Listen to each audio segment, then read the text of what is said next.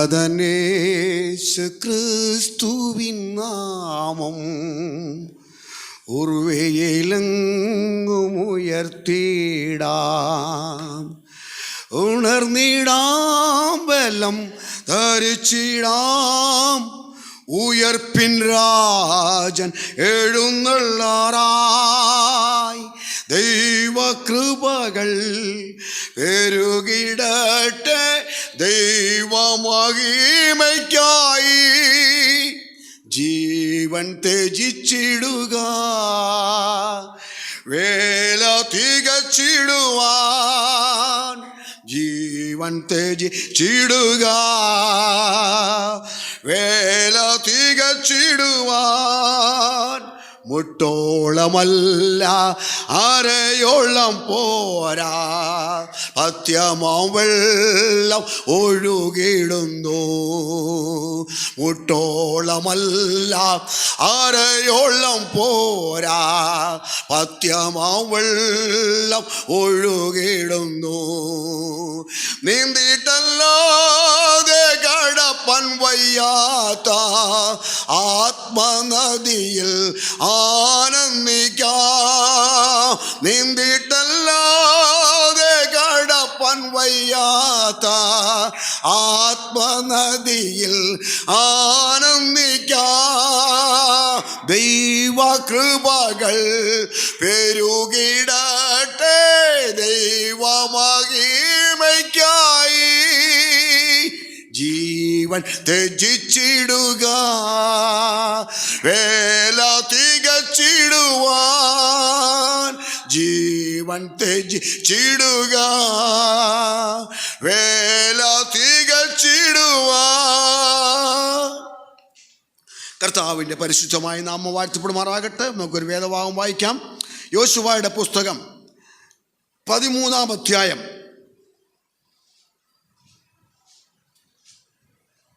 1-ാം വാക്യം.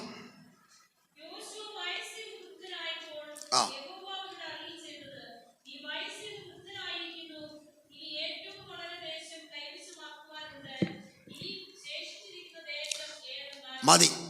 കർത്താവിൻ്റെ പരിശുദ്ധമായ നാമം വാഴ്ത്തപ്പെടുമാറാകട്ടെ. യോശുവയ്ക്ക് പ്രായമായപ്പോൾ ഒരു വൈക്ലഭ്യം എന്ന് വിചാരിച്ചോ? അല്ല, ഒരു മനസ്സിനൊരു പ്രായമൊക്കെ ആയല്ലോ, ജരാനരകൾ ബാധിച്ചല്ലോ. കണ്ണൊട്ടി, കവളൊട്ടി, വയറൊട്ടി, പേഴ്സൊട്ടി, ഒട്ടി നല്ല വിട്ടുപോയിന്ന് പ്രിയ ലാസ്രുബിമാസ് പറഞ്ഞ പോലെ ആകെ ഒരു വല്ലാത്ത. ഇനി അങ്ങനെ മുന്നോട്ട് പോകും. ഞാൻ കഴിഞ്ഞിടയ്ക്ക് പറഞ്ഞു, കർത്താവ് ഞാൻ പ്രസംഗിക്കുന്നില്ല, എത്ര നാളൊക്കെ നീണ്ട നാളുകളാണ് പ്രസംഗിച്ചത്. അപ്പം കർത്താവിന് വേണ്ട, തട്ടിവിട്ടോളാൻ പറഞ്ഞു. നീ കുറയ്ക്കണ്ട. പലപ്പോഴും നമ്മുടെ ജീവിതത്തിൽ പ്രശ്നങ്ങൾ വരുമ്പോൾ,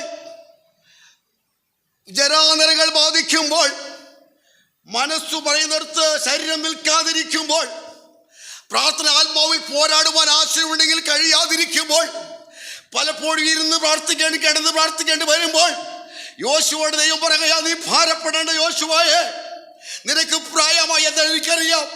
പ്രായമായി എന്ന് വയസ്സെന്ന് നീയും വിചാരിക്കുന്നുണ്ട്. ഇനി അങ്ങനെ മുന്നോട്ട് പോകും.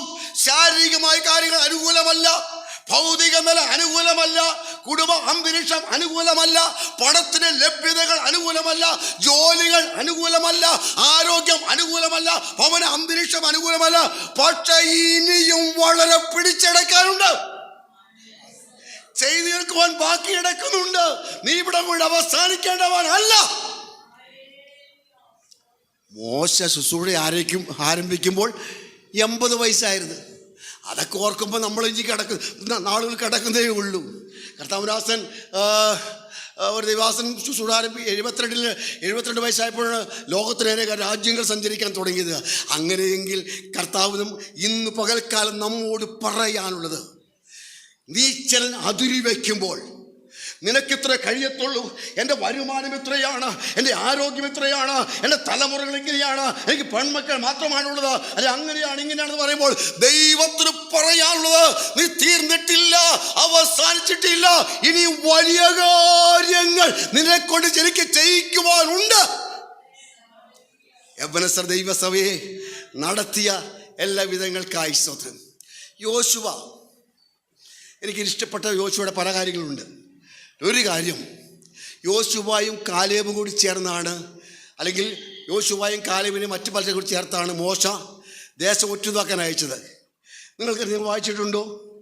ഒരു 45 കൊല്ലം കഴിയുമ്പോൾ കാലേബ് വന്ന് പറയുന്നുണ്ട്, പണ്ടത്തെ പോലെ പടവെട്ടുവാനും മല കയറുവാനും യുദ്ധം ചെയ്യുവാനും എനിക്ക് ആരോഗ്യമുണ്ട്. ഞാൻ പറയട്ടെ, ആരോഗ്യമെന്ന് പറയുന്നത് മസിൽ പവർ അല്ല, നിന്റെ മനസ്സിന്റെ ശക്തിയാ. അല്ല, ഒന്നും പറയട്ടെ, നിന്റെ ദൈവം നിനക്ക് പറഞ്ഞ ആത്മാവിന്റെ ശക്തിയാണ്. നിനക്കിത് പറവാൻ കഴിയട്ടെ. ശരീരം ക്ഷീണിച്ചാലും, അത് അസ്ഥികൾ ജരുങ്ങിയാലും, അതേ നടുവുകൾ ജരുങ്ങിയാലും, ത്വക്കുകൾ ചുളുകിയാലും നീ പറ, എൻ്റെ ആത്മാവിന് അഭിഷേകമുണ്ട്, അഭിഷേകത്തിന്റെ ശക്തി ഇപ്പോഴും വ്യാപരിക്കുന്നുണ്ട് എന്ന് എൻ്റെ ദൈവം എന്നെ അഭിഷേകം ചെയ്തു. ആ അഭിഷേക ശക്തി ഇന്നും എൻ്റെ മേൽ വ്യാപരിക്കുന്നുണ്ട്. അഭിഷേകത്തിന് വിലയുണ്ട്. എത്ര വർഷങ്ങൾക്കും അഭിഷേകം അതിന്റെ ശക്തി ഇന്ന് വരെ നമുക്ക് പറയാം. എന്റെ മേൽ അതേപോലെ ദൈവസഭയ്ക്ക് പറയാനുള്ളത്, ഞങ്ങൾക്കൊരു അഭിഷേകമുണ്ട്. അഭിഷേകത്തെ കുറിച്ച് ഇപ്പോൾ പലപ്പോഴും പറയാറുണ്ട്, അല്ലെങ്കിൽ എനിക്ക് അടക്കാനാകുന്നില്ല. ഈ യോശുവ അവിടെ ഇടയ്ക്ക് വായിക്കുന്നുണ്ട്, കാലേബിനെ അനുഗ്രഹിച്ചു. എനിക്കത് ഇഷ്ടപ്പെട്ടത്, രണ്ടുപേരും ഒരുമിച്ച് ആരംഭിച്ചു, രണ്ടുപേരും ഒരുമിച്ച് ഒറ്റുതാക്കാൻ പോയി. കുറെ കഴിഞ്ഞപ്പോൾ ഒരുവൻ അനുഗ്രഹിക്കുന്നവനും മറ്റൊരുവൻ അനുഗ്രഹം ഏറ്റുവാങ്ങുന്നവനുമായി തീർന്നു. നമുക്കൊക്കെ എപ്പോഴും കാലേബിനെ പോലെ എന്നെ അനുഗ്രഹിക്കണേ, എന്നെ അനുഗ്രഹിക്കണേ. യോശുവയെ പോലെ എൻ്റെ കൈമേൽ എൻ്റെ അഭിഷേകമുണ്ട്. ഞാൻ തൊട്ടാൽ അവന് അനുഗ്രഹമുണ്ടാകും, ഞാൻ തൊട്ടാൽ അവന് സൗഖ്യമുണ്ടാകും, ഞാൻ അവനെ കരം വെച്ചാൽ അവന് അഭിഷേകം വ്യാപരിക്കും. ഒന്ന് പറയട്ടെ, കാലേബിനെ കുറച്ച് കാണിക്കയില്ല എന്ന് പറയട്ടെ. കാലേബ് യോശുവയും ഒരുമിച്ചിറങ്ങിയെങ്കിലും യോശുവയുടെ ജീവിതത്തിൽ മറ്റുള്ളവരെ അനുഗ്രഹിക്കുവാൻ അവനെ കൂടെ ആയിരുന്ന, അവനെ കൂടെ ഇറങ്ങിയ, അവനെ കൂടെ ശുശ്രൂഷ ചെയ്ത, മറ്റുള്ളവരെ അനുഗ്രഹിക്കുന്ന അനുഗ്രഹ മാത്രമായി യോശുവ മാറ്റപ്പെട്ടു. യോശുവയുടെ ചരിത്രം വളരെ രസമാണ്. പല സ്ഥലങ്ങളിലും യോശുവ പരാജയപ്പെട്ടിട്ടില്ല. അമോരിന് മുമ്പാകെ ജയിച്ചു, അമാലോക്കിന്റെ മുമ്പിൽ ജയിച്ചു, യോർദാന്റെ മുമ്പിൽ യോശുവ പിൻവാങ്ങിയില്ല, എരിഹോവിന് മുമ്പിൽ യോശുവ പതറിയില്ല. മുന്നുള്ള ചരിത്രങ്ങളെല്ലാം യോശുവ പതറിയില്ല. സൂര്യൻ്റെ മുമ്പിൽ, ചന്ദ്രൻ്റെ മുമ്പിൽ യോശുവ വിളിച്ചു പറഞ്ഞു, സൂര്യ നീ ഗിബിയോണിലും ചന്ദ്ര നീ അയ്യാലും താഴ്വരയിൽ നിൽക്ക. യോശുവയ്ക്ക് മനസ്സിലായി, ശുശ്രൂഷയിൽ, ജീവിതത്തിൽ, ജീവിതാനുഭവങ്ങളിൽ ഇരുട്ട് വ്യാപരിച്ചാൽ, സൂര്യൻ അസ്തമിച്ചാൽ, വെളിച്ചം നഷ്ടപ്പെട്ടാൽ അത് പരാജയമായിരിക്കും. അത് വിജയത്തിന് പകരം വിളിച്ചു വരുന്നത് അത് പരാജയമായിരിക്കും. അതുകൊണ്ട് യോശുവ പറഞ്ഞു, സൂര്യ നീ ഗിബെയോണിലും, ചന്ദ്ര നീ അയ്യാലും താഴ്വരയിൽ നിൽക്ക. നീ എന്നെ വിട്ടോ പോകരുത്. ഇരുട്ടേ, അന്ധകാരമേ, അശുദ്ധിയെ, മാലിന്യമേ, കറയെ, കേടുപാട്, പരാജയങ്ങളെ എൻ്റെ ജീവിതത്തിൽ വരരുത്. നീ അവിടെ നിൽക്കാം.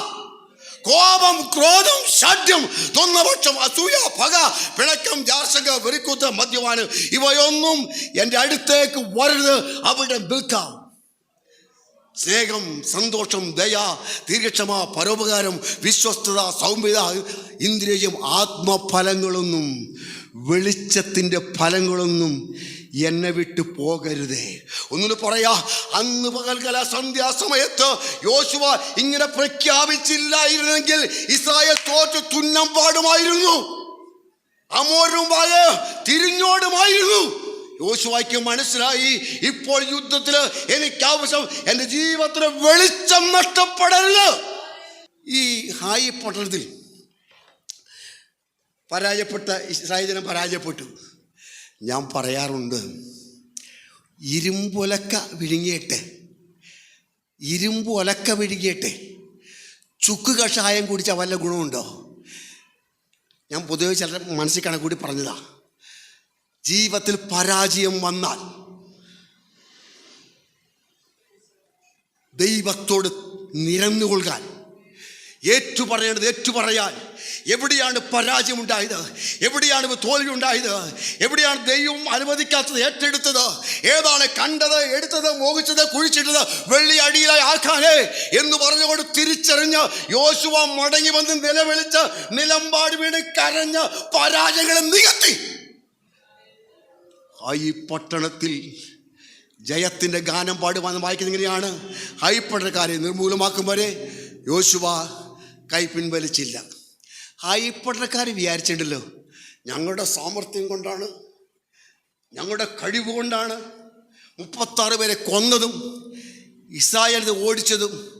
അയ്യോ, പട്ടണക്കാരെ, നിങ്ങളുടെ കഴിവ് കൊണ്ടല്ല, ഞങ്ങളുടെ പരാജയം കൊണ്ടാ, ഞങ്ങളുടെ പ്രാർത്ഥനക്കുറവ് കൊണ്ടാ, ഞങ്ങളുടെ ആരാധനക്കുറവ് കൊണ്ടാ, ഞങ്ങളുടെ വിശുദ്ധ ജീവിതത്തിൻ്റെ കുറവ് കൊണ്ടാ, ഞങ്ങളുടെ പ്രതീക്ഷയുടെ കുറവ് കൊണ്ടാ.